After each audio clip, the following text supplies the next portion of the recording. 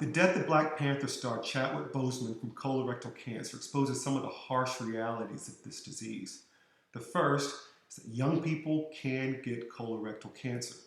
Now, while many would like to believe this is a disease that you get when you're much older, the data shows something different. Recently, over the past several years, we've seen the number of new cases or new diagnoses made in people under the age of 50, to be increasing at 1 to 2% per year.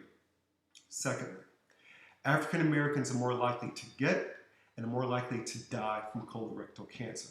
As a surgeon, I've seen the firsthand effects of not catching this disease early.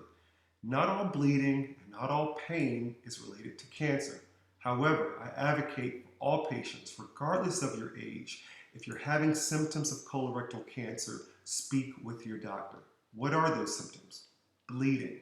If you're having changes in your bowel habits, meaning all of a sudden you're having looser or more diarrhea, or all of a sudden you're having more constipation, if there's been any change in your bowel habits, if there's been abdominal pain or unexplained changes in your weight, you need to speak with your doctor and you need to be tested.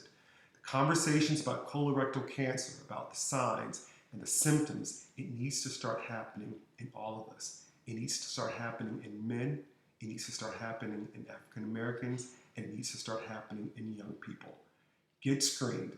You should have your first colonoscopy at the age of 45 years of age. Now, if you have a family history of colorectal cancer, you should begin screening 10 years before that family member was affected. And if you have symptoms, regardless of your age, talk with your doctor for screening.